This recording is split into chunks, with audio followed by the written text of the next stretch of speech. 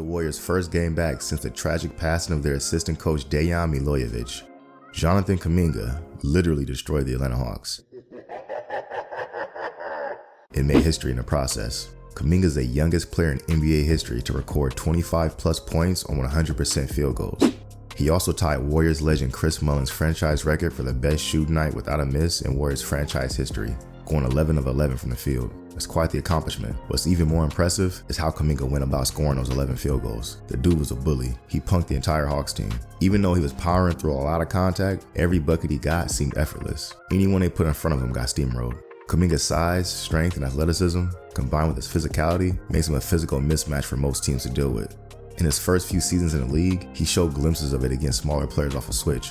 But now in year 3, as he's gotten stronger, training under an NBA strength program, now he's bullying dudes his size and even bigger too. Jalen Johnson, who's listed at 6'9", 220, was Kuminga's primary defender this game, and Kuminga was ragdolling this dude. He literally made him his son. I've seen debates floating online about who's a better young wing between Jalen Johnson and Jonathan Kuminga, and judging by this matchup, Kuminga looked like the better player to me. I think JK hurt the comparisons too, because it seems like he took this matchup personal. Now what I want to do is go back and break down all 11 of Kuminga's field goals, so we can see exactly how Kuminga made history last night. But first, do me a favor. If you haven't already, hit that subscribe button. I'm trying to hit 1,000 subs, so the support means a lot. But anyways, I ain't gonna hold y'all much longer, man. Let's get into it. Alright, first clip is a Kuminga post-up. Yo, this is comedy. Something I've noticed is that anytime Kuminga realizes it's a white boy guarding him, he immediately takes him right into the post. I'm serious. Next time you see a white guy guarding JK, peep how quick his eyes light up before he starts calling for the ball. It's as if he gets offended and feels disrespected that it's a white guy guarding him. It's hilarious. Anyways, back to the clip. Kuminga catches it about 18 feet out, takes 3 power dribbles while initiating contact, backs Garrison Matthews down to a sweet spot in the paint where he's comfortable getting to a shot, then rises up through contact to knock down the and-1 midi. This sequence reminds me a lot of a former Warrior, Sean Livingston, a player that used to eat off all these exact same looks. It seems like Sean never missed that 10 or 12 foot jumper. Alright, next clip. Kuminga caught the ball in the corner, and instead of settling for the 3, wisely attacks the closeout, catching the defender off balance. You see here, instead of getting all the way to the rim, the moment Kuminga got to that same sweet spot, he immediately rose up for the pull-up and knocks it down. I'm completely fine with JK taking that shot. He has great touch from that range, so for him, just like for Livingston, that's a good shot.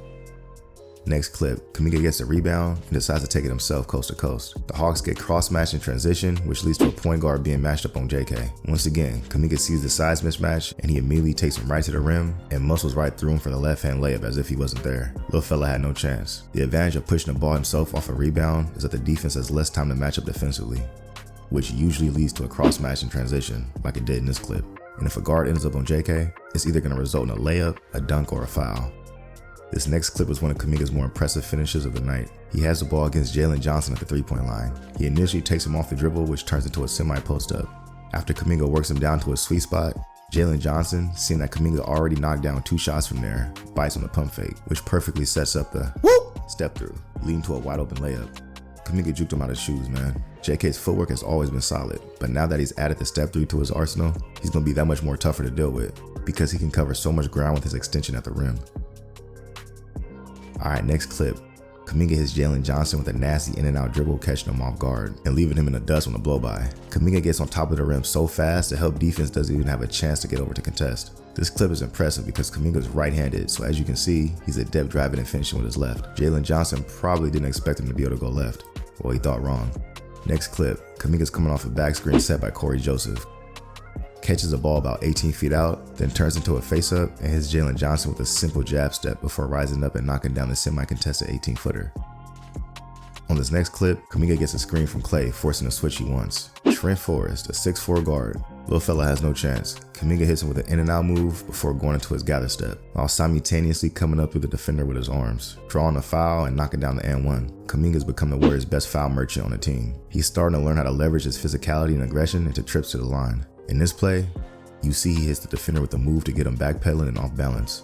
Then he comes up and through the defender's extended arms as he goes into his gather. This is something that we've seen Harden make popular. It's a savvy veteran move to earn yourself a trip to the line.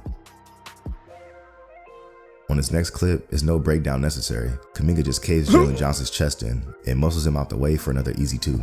Jalen needs to hit the weight room. Kuminga just walked dude down under the rim and had his way. You can see Kuminga's mad after the play because it should have been an and-1. On the very next possession, Kuminga picks off a lazy pass for the easy breakaway dunk for his 9th straight made field goal. And you see Steph's loving it.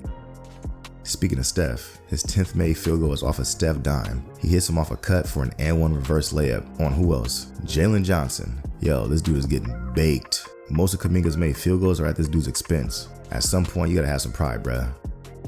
Alright, here's Kuminga's final made shot. The Warriors run the same play for him that they did for his 6th made field goal. This time, instead of Corey Joseph, it's Steph setting the back screen. When Kuminga catches the ball, he's already in his sweet spot. He has Jalen Johnson on him, so all he sees is food. Takes one dribble, then goes straight to his Kobe fadeaway. He gets the bounce, and it drops, securing his place in Warriors history next to the great Chris Mullin, going 11 for 11 from the field.